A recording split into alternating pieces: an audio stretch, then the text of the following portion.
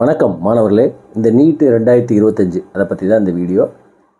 அந்த நீட்டோட தேர்வு கடந்த மே மாதம் 4ஆம் தேதி நடந்து ஜூன் 14ஆம் தேதி அந்த முடிவு வெளியிடப்பட்டது.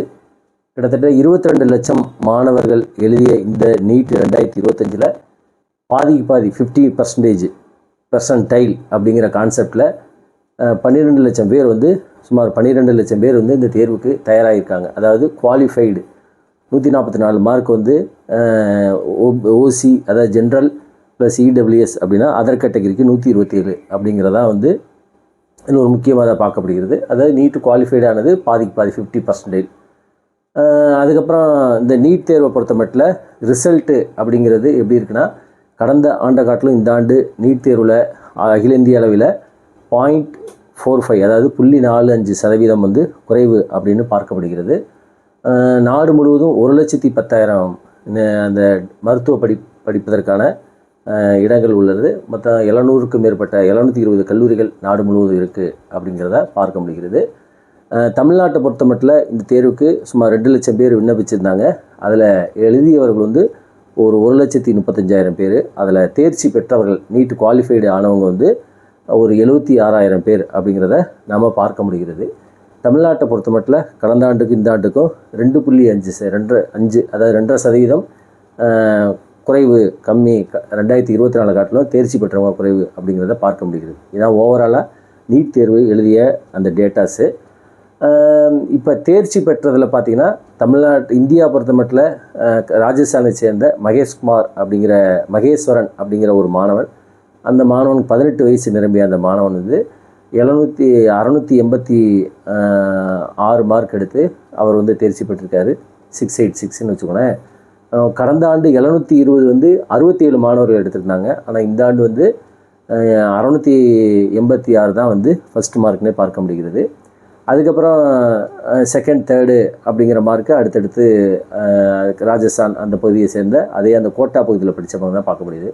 தமிழ்நாட்டை பொறுத்த மட்டும் ஃபஸ்ட்டு மார்க் சூரியநாராயணன் அப்படிங்கிற பையன், திருநெல்வேலி பாளையங்கோட்டை அந்த பகுதி. அந்த பையன் 665 மார்க் நினைக்கிறேன். அவர் 27வது ரேங்க் அகில இந்திய அளவில் எடுத்திருக்காரு. அப்படின்னா இதில் பெண்களுடைய அந்த பெர்ஃபார்மன்ஸை ரொம்ப குறைவு அப்படின்னு பார்க்க முடியுது. குறிப்பாக அந்த டாப் 10ல் 5வது இடத்துக்கு அப்புறம் எந்த பெண்களுமே இல்லை, கேர்ள்ஸ் அப்படிங்கிறதையும் நம்ம பார்க்க முடிகிறது. தமிழ்நாடை பொறுத்த மட்டும் நான் ஏற்கனவே சொன்ன மாதிரி 6 மாணவர்கள் தான் டாப் 100ல் இருக்கிறாங்க அப்படிங்கிறதையும் நம்ம இந்த நீட் ரிசல்ட்டில் பார்க்க முடிகிறது. அதுக்கப்புறம் அதிகமான தேர்ச்சி பெற்றவங்க அப்படின்னு பார்த்திங்கன்னா எந்த மாநிலம் அப்படின்னா அது உத்தரப்பிரதேஷ், அதுக்கப்புறம் மகாராஷ்டிரா, அதுக்கப்புறம் ராஜஸ்தான், இந்த மாதிரி மாநிலங்கள் தான் அதிகமாக இருக்குது அப்படின்னு. நாம் தமிழ்நாடு 8 9 இருக்கிற மாதிரி பார்த்தேன். அதாவது இது என்ன சொல்லுவார் அப்படின்னா, இதுதான் இந்த டேட்டாஸ். இதை பொறுத்த மட்டும் தமிழ்நாட்டில் 2.5% 2.4% கடந்த ஆண்டு காட்டில் இந்த ஆண்டு குறைவு அப்படிங்கிறது பார்க்க முடிகிறது. 720 யாருமே எடுக்கலை இந்த ஆண்டு நீட்டில் அப்படிங்கிறதையும் நம்ம பார்க்க முடிகிறது.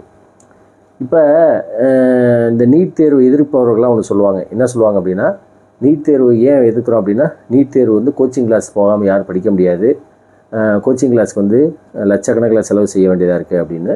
மதுரை அடுத்த ஒத்தக்கடை அப்படிங்கிற ஒரு சின்ன அவுட்டர் ஏரியா, அதில் அங்கே உள்ள கவர்மெண்ட் ஸ்கூல், அந்த ஸ்கூலில் நானும் படித்தேன். அந்த பள்ளியில் படித்த 2 மாணவிகள் 500க்கு மேற்பட்ட மதிப்பெண்கள் எடுத்திருக்காங்க. அவங்க 7.5% இடஒதுக்கீட்டில் அவங்களாம் கிடைக்கும். இப்போ அவங்களாம் எந்த கோச்சிங் கிளாஸுமே போல் அவங்க பள்ளி ஆசிரியர்கள் தயார்படுத்தியதெல்லாம் தான் அவங்க இந்த மாதிரி இந்த நீட் எக்ஸாமினேஷன் தேர்ச்சி பெற்றிருக்காங்க அப்படிங்கிறத பார்க்க முடியுது.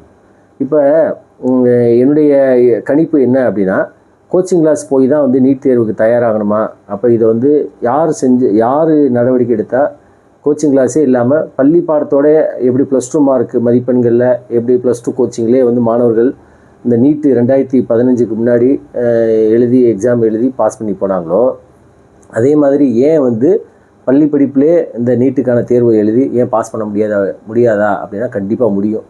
இப்போ உத்தரப்பிரதேஷ், பீகார்லாம் பார்த்திங்கன்னா அதிகமான காம்படிட்டிவ் எக்ஸாமினேஷன்ஸ் எழுதி பாஸ் பண்ணுறவங்க, அது நீட்டாக இருக்கட்டும், ஐஐடி ஜேஇஆர் இருக்கட்டும், அதே மாதிரி சிவில் சர்வீஸ் எக்ஸாமினேஷன்ஸ், ரயில்வே போட்டித் தேர்வுலாம் அதிகமாக அந்த உத்தரப்பிரதேஷ், பீகார், ஜார்க்கண்ட் மாநிலத்தை சேர்ந்தவங்க தான் இருப்பாங்க. இத்தனைக்கும் இந்த மாநிலங்கள்லாம் மிகவும் பின்தங்கிய மாநிலங்கள். ஆனால் தமிழ்நாடு வந்து நம்ம வந்து என்ன சொல்கிறோம், காலர் தூக்கி விட்டுக்கிறோம். நம்ம வந்து நம்முடைய தமிழ்நாடு வந்து எல்லாத்துலேயும் முன்னிலை மாநிலமாக இருக்குது. ஆனால் இந்த நீட்டு, ஐஐடி, ஜேஇ எக்ஸாமினேஷன்ஸ்லாம் பார்த்திங்கன்னா தமிழ்நாடு வந்து கடைசியிலேருந்து 3வது இடத்துல இருக்குது அப்படிங்கிற ஒரு வெட்கக்கேடான ஒரு செய்தியை பார்க்க முடியுது. அப்போ இதுக்கு என்ன காரணம் அப்படின்னா, இந்த உத்தரப்பிரதேஷ், பீகார், ராஜஸ்தான் போன்ற மாநிலங்கள்லாம் வந்து அந்த பள்ளி படிப்பு இருக்குது பார்த்திங்களா, அந்த பள்ளி அந்த எஜுகேஷன் அந்த சிலபஸ் வந்து முழுவதும் இந்த மாதிரி போட்டித் தேர்வு நோக்கி தான் இருக்கும். அதாவது ஐஐடியிலேருந்து, நீட்லேருந்து, காம்படிட்டிவ் எக்ஸாமினேஷன், யூபிஎஸ்சி, சிவில் சர்வீஸ் ஓரியன்டாக தான் இருக்கும். அப்போ தமிழ்நாடு வந்து அப்படி கிடையாது. இப்போ இந்த ஐஐடி, ஜேஇ அட்வான்ஸ் எக்ஸாமினேஷன்ஸ் அதிகமாக பாஸ் பண்ணக்கூடிய மாநிலங்கள் எதுன்னு எடுத்துக்கிட்டிங்கன்னா அது வந்து ஆந்திரா தான் டாப்பாக இருக்கும் இந்த சவுத்தில். ஏன் அப்படின்னா ஆந்திரா முழுவதும் வந்து அவங்க வந்து சிபிஎஸ்சி, என்சிஆர்டி சிலபஸ்ஸு ஃபுல்லி பேஸ்டாக இந்த ஐஐடி, ஜேஇயை நோக்கி இருக்கும். ஆனால் தமிழ்நாடு வந்து நம்ம வந்து நம்முடைய மாணவர்கள் அதை பற்றி விழிப்புணர்வும் கிடையாது. அது விழிப்புணர்வு இருக்கோ இல்லையோ, ஆனால் இந்த கல்வி முறை வந்து நம்ம பயன்படுத்த இந்த சமச்சீர் கல்வி முறை அல்லது மெட்ரிக் இந்த சிலபஸ் ஃபாலோ பண்ணுறோம் பார்த்திங்களா, இது வந்து நம்ம இந்த காம்படிட்டிவ் எக்ஸாமினேஷன்ஸ் அதாவது நீட்டு, ஐஐடி, ஜேஇ எக்ஸாமினேஷன்ஸ் ஓரியன்டாக இல்லாததான் வந்து நம்முடைய தமிழ்நாட்டு மாணவர்களால் இந்த போட்டித் தேர்வில் ஜெயிக்க முடியல அப்படிங்கிறது ஒரு கூற்று. இப்போ இன்னொன்று, இந்த நீட்டு ரிசல்ட்டில் பார்த்திங்கன்னா அதிகமான மாணவர்கள் அந்த ஃபஸ்ட்டு மகேஷ்குமார்லேருந்து அபிஜித் அப்படின்னு சொல்லி ஒரு 4-5 பேர் சொல்கிறாங்க பார்த்திங்களா, இந்த மாணவர்கள் எல்லாருமே வந்து ஐஐடி எக்ஸாமினேஷன்ஸ் பாஸ் பண்ணவங்க. அதாவது அந்த டாப் 6% அவங்க வந்து ஐஐடியும் பாஸ் பண்ணியிருக்காங்க, அதே சமயத்தில் நீட்டும் பாஸ் பண்ணியிருக்காங்க. நீங்கள் இந்த தமிழ்நாட்டில் எடுத்துக்கிட்ட மாணவர்களுமே சரி, சூரியநாராயணிலேருந்து எல்லாருமே. அப்போ இதுலேருந்து என்ன தெரியுது அப்படின்னா, இந்த முறை நீட்டில் கேட்கப்பட்ட கேள்விகள் எல்லாமே வந்து ஐஐடி ஓரியன்டாக தான் இருக்குது அப்படிங்கிறத நம்ம பார்க்க முடியுது. அப்போ எதிர்காலத்தில் வந்து என்ன செய்யணும் அப்படின்னா, அரசாங்கமே என்ன செய்யணும்னா, தமிழ்நாடு கவர்மெண்ட்டு முதல்ல இந்த சிலபஸை மாற்றணும்.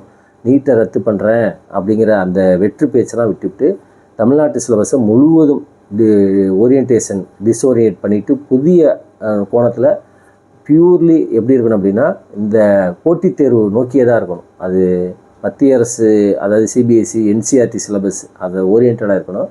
இப்போ நீங்கள் வந்து தமிழ்நாட்டு மாணவர்கள்ட்ட வந்து தமிழ்நாட்டு பெற்றோர்கள்ட்ட வந்து ஒரு மிகப்பெரிய அவேர்னஸ் உருவாயிடுச்சு. எல்லாருமே வந்து 60% வந்து நம்மளுடைய குழந்தைகள் வந்து சிபிஎஸ்சி பள்ளிகளில் படிக்கணும் அப்படின்னும், ஈவன் இப்போ மெட்ரிகுலேஷனில் என்ன செய்கிறாங்க அப்படின்னா, சிபிஎஸ்சி அப்ரூவல் இல்லாட்டினா கூட சிபிஎஸ்சி சிலபஸ் அப்படிங்கிற அந்த ஒரு போர்டை போட்டு விளம்பரம் பண்ணுறாங்க. அப்போ மக்கள் மத்தியில் வந்து இது வந்து ஒரு எதிர்பார்ப்பு வந்துருச்சு. அதனால் என்ன செய்யணும் அப்படின்னா, தமிழ்நாடு கவர்மெண்ட்டே என்ன செய்யணும், முற்றிலும் ஒரே கல்வி முறையை கொண்டு வந்து நீங்கள் புதுசாக ஒரு சிலபஸ் ரெடி பண்ணுங்கள். அதாவது என்சிஆர்டி சிலபஸ் தான் கொண்டு வரணும் அவசியம் கிடையாது. அதே பேஸ்டு ஒரு சிலபஸை க்ரியேட் பண்ணி அந்த அந்த சிலபஸ் வந்து இந்த போட்டித் தேர்வு தயாராக மாதிரி இருந்தால் கண்டிப்பாக தமிழ்நாட்டு மாணவர்களும் வந்து இந்த மாதிரி போட்டித் தேர்வில் ஈஸியாக ஜெயிப்பாங்க. அதை விட்டுட்டு நம்ம கல்வியில் வந்து இவ்வளோ இதாக இருக்கோம், அட்வான்ஸ்டாக இருக்கோம், முன்னேறி இருக்கோம் அப்படின்னா அது வந்து இந்த மாதிரி போட்டித் தேர்வுலையுமே சரி நம்ம மாணவர்கள் எஸ்எஸ்சி மத்திய அரசு பணிகளில் எழுதுறதும் இல்லை, பாஸ் பண்ணுறதும் இல்லை. அதேமாதிரி நீட்டு, அதேமாதிரி ஐஐடி இதெல்லாம் பார்க்கல நம்முடைய மாணவர்கள் பின்தங்கி இருக்கிறது காரணம் நம்முடைய சிலபஸை மாற்றாமல் இருக்கிறது தான். அதாவது ஒரு மனிதனுடைய சமூகத்தில் ஏற்றத்தாழ்வு எங்கே ஆரம்பிக்கிறதுனா அவன் படிக்கக்கூடிய அந்த பள்ளி இதில் தான் இருக்குது. அப்போ வந்து இந்த சமூக நீதி பேசக்கூடிய இந்த அரசாங்கம் என்ன செய்யணும் அப்படின்னா, முதல்ல சிலபஸை மாற்றணும். அப்படிலாம் மாற்றினா தான் எதிர்காலத்தில் தமிழ்நாட்டில் வந்து இந்த மாதிரி இந்த போட்டித் தேர்வுலாம் வந்து நிறைய பேர் எழுதி பாஸ் பண்ண முடியும். அப்படி இல்லாட்டினா நம்முடைய தமிழ்நாட்டு மாணவர்கள் எதிர்காலத்தில் இந்த மாதிரி கஷ்டப்பட்டுக்கிட்டு தான் இருப்பாங்க. இது ஒரு விழிப்புணர்வுக்காக போடப்பட்ட இந்த ஒரு வீடியோ. தொடர்ந்து பேசுவோம். நன்றி, வணக்கம்.